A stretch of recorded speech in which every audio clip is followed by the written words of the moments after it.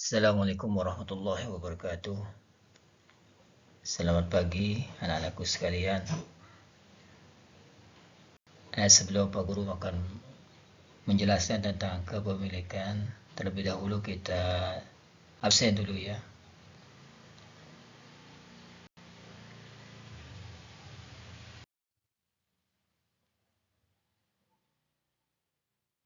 Nah, sekarang kita akan belajar tentang peta konsep kepemilikan. Di sini ada strukturnya. Ada kepemilikan utuh, kedua kepemilikan tidak utuh, dan lain sebagainya.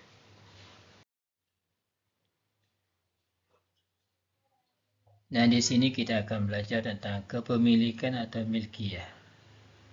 Pengertian kepemilikan adalah hubungan secara syariat antara harta dan seseorang yang menjadikan harta terkhusus kepadanya dan berkonsekuensi boleh ditasarrufkan dengan segala bentuk tasarruf selama tidak ada pembekuan tasarruf. Seseorang yang mendapatkan harta dengan cara yang dilegalkan syariat, maka harta tersebut terkhusus kepadanya, boleh dimanfaatkan dan ditasarrufkan kecuali orang-orang yang dibekukan tasarrufnya, seperti anak kecil dan orang gila. Dalam Islam, kepemilikan berarti hak untuk memiliki, mengelola, dan memanfaatkan sesuatu yang sah menurut syariat. Kepemilikan tidak hanya terkait dengan benda atau harta, tetapi juga dengan hak untuk menikmati dan membagikan harta tersebut dalam batas-batas yang telah ditentukan oleh Allah. Nah, di sini ada macam-macam kepemilikan, itu ada dua. Yang pertama, kepemilikan utuh dan kepemilikan tidak utuh. Nah, kita jelaskan satu persatu. Kepemilikan utuh. Kepemilikan utuh adalah kepemilikan seseorang terhadap barang sekaligus manfaatnya, maka ia bebas mentasarrufkan barang tersebut, baik tasarruf terhadap barang dan manfaatnya seperti menjual, mewakafkan, menghibahkan, dan mewasiatkan, atau tasarruf terhadap manfaatnya saja seperti menyewakan dan meminjamkan. Sebab-sebab kepemilikan utuh itu ada 4. Yang pertama, isti'la al-mubah, yaitu kepemilikan seseorang terhadap barang yang belum pernah berada dalam kepemilikan seseorang dan tidak ada larangan syariat untuk memilikinya, seperti penangkapan ikan di laut, mengambil air dari sumber, dan berburu hewan. Yang kedua adalah al-uqud, yaitu kepemilikan seseorang terhadap barang dengan cara transaksi seperti transaksi hibah, dalam kurung pemberian, baik atau jual beli, i'arah atau pinjam meminjam, dan lain. Yang ketiga, khalafiyah, yaitu kepemilikan seseorang terhadap barang dengan cara pergantian, baik berupa pergantian orang yang dikenal dengan istilah warisan atau berupa pergantian barang yang dikenal dengan istilah ganti rugi atau tadmin. Yang kedua adalah kepemilikan tidak utuh. Kepemilikan tidak utuh adalah kepemilikan seseorang terhadap barang atau manfaatnya saja.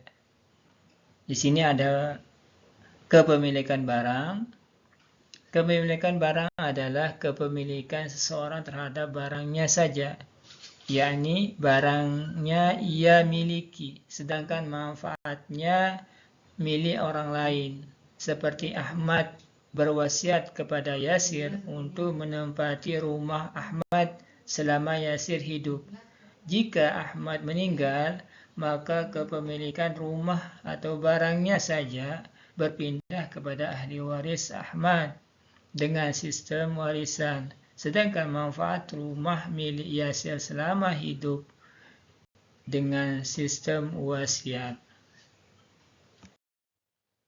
Kedua, kepemilikan manfaat. Kepemilikan manfaat adalah kepemilikan seseorang terhadap manfaatnya saja, sedangkan barangnya milik orang lain. Sebab kepemilikan manfaat ada 4 di sini. Yang pertama, transaksi pinjam-meminjam atau i'arah. Pihak peminjam atau musta'ir tidak boleh meminjam barang pinjaman kepada orang lain, karena transaksi i'arah hanya sebuah perizinan untuk menggunakan manfaat barang, sehingga ia tidak memiliki manfaat barang pinjaman, hanya boleh menggunakan manfaatnya saja. B. Transaksi persewaan atau ijarah. Pihak penyewa boleh meminjamkan atau menyewakan barang sewaan kepada orang lain, karena transaksi ijarah adalah pemberian kepemilikan manfaat. Maka manfaat barang dalam transaksi ijarah memiliki penyewa selama waktu yang telah ditentukan. Namun pihak penyewa tidak boleh menjual barang sewaan karena ia tidak memiliki barangnya, hanya memiliki manfaatnya saja. C. Transaksi wakaf.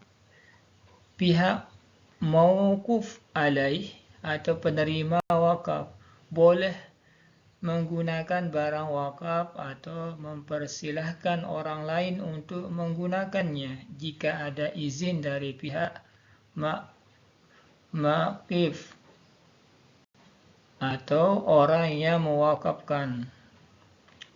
Wakif.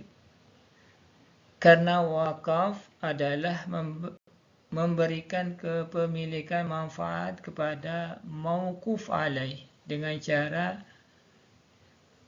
pembekuan tasarruf pada fisiknya, sehingga mauquf alaih tidak boleh menjual barang wakaf karena ia hanya memiliki manfaatnya saja, tidak memiliki barang.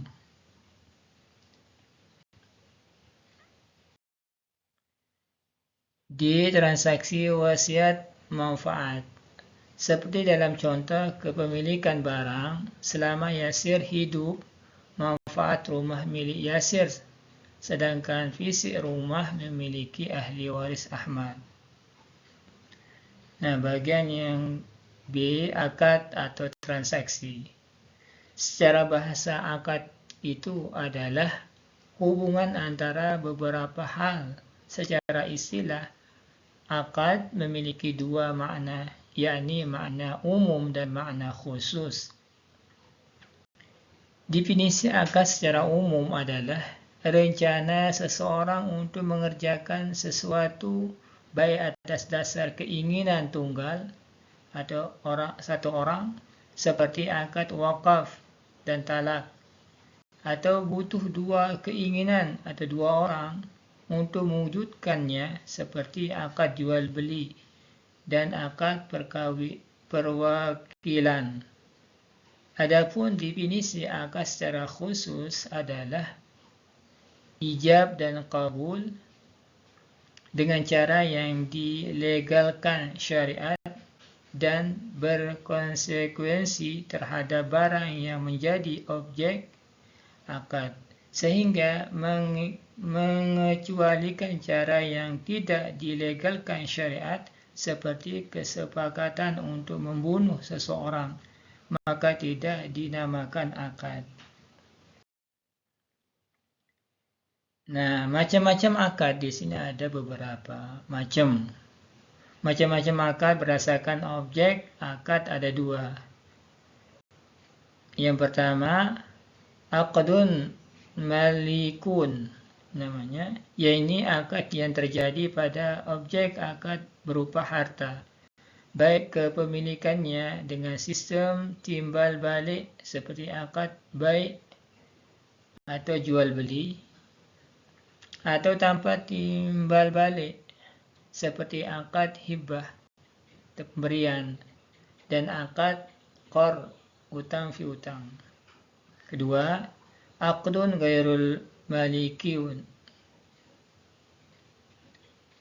yaitu akad yang objek akadnya tidak berupa harta seperti akad wakalah atau perwakilan.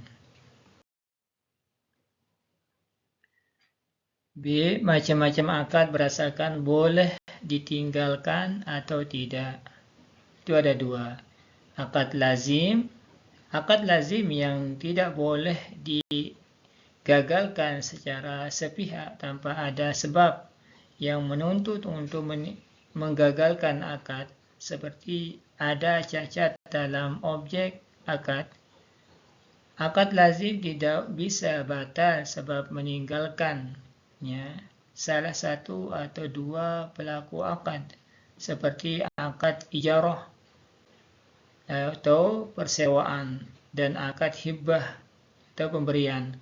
Setelah barang diterima, mahublah pihak penerima. Dua, akad jaiz, yaitu akad yang boleh digagalkan oleh pelaku akad, seperti akad wakalah atau transaksi perwakilan, atau akad wadiah, transaksi penitipan barang. Akad jaiz berbeda dengan akad lazim, yakni jika salah satu pelaku akad meninggal, maka berkonsekuensi membatalkan akad. Akad berdasarkan adanya imbalan atau tidak ada. Ada dua. Yang pertama, akad muawwadah, yaitu akad yang di dalamnya terdapat imbalan atau iwad, baik dari satu pihak atau dua belah pihak, seperti akad baik atau transaksi jual beli, dan akad ijarah atau transaksi persewaan. Imbalan iwad dalam transaksi sejenis ini disyaratkan harus diketahui oleh dua belah pelaku akad, sehingga tidak sah jika imbalan tidak diketahui salah satu atau dua pelaku akad. Kedua, akad tabarru, yaitu akad yang di dalamnya tidak terdapat imbalan atau iwad, seperti akad hibah atau transaksi pemberian.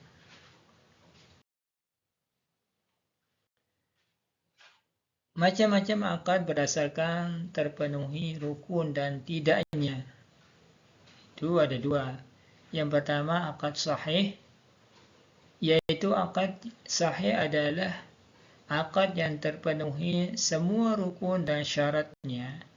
Akad yang sahih akan berkonsekuensi sebagaimana tujuan akad, seperti konsekuensi berupa pemindahan kepemilikan barang terhadap pembeli dan pemindahan kepemilikan alat pembayaran terhadap penjual dalam transaksi jual beli, atau konsekuensi berupa pemindahan kepemilikan hak pemanfaatan barang terhadap pihak penyewa dan pemindahan kepemilikan alat pembayaran atau ongkos sewa terhadap pihak yang menyewakan dalam transaksi persewaan. Dua, akad fasid di sini, yaitu akad yang tidak terpenuhi semua rukun dan syaratnya, seperti pelaku akad adalah orang gila atau anak kecil. Kebalikan dari akad sahih, akad fasid tidak berkonsekuensi apapun, maka transaksi jual beli yang dilakukan orang gila atau anak kecil tidak berkonsekuensi pemindahan kepemilikan, dalam arti barang tetap milik penjual dan alat pembayaran tetap milik pembeli. Macam-macam akad berdasarkan adanya batas waktu yang ditentukan atau tidak terbagi menjadi dua. Yang pertama, akad muakkad, yaitu akad yang disyaratkan harus ada penyebutan batas waktu seperti akad ijarah atau transaksi persewaan, dan akad musaqah, transaksi pengairan, sehingga tidak sah jika jenis transaksi ini dilakukan tanpa ada penyebut batas waktu. Dua akad mutlak, yaitu akad yang tidak diharuskan ada penyebutan batas waktu. Artinya, penyebutan batas waktu dalam transaksi ini tidak menjadi rukun. Bahkan jika ada penyebutan batas waktu, akan menyebabkan transaksi tidak sah. Seperti akad nikah dan akad wakaf.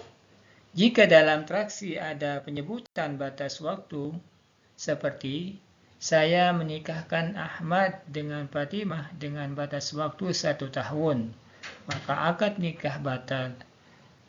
Berbeda dengan akad muakkad karena penyebutan batas waktu dalam akad muakkad menjadi rukun.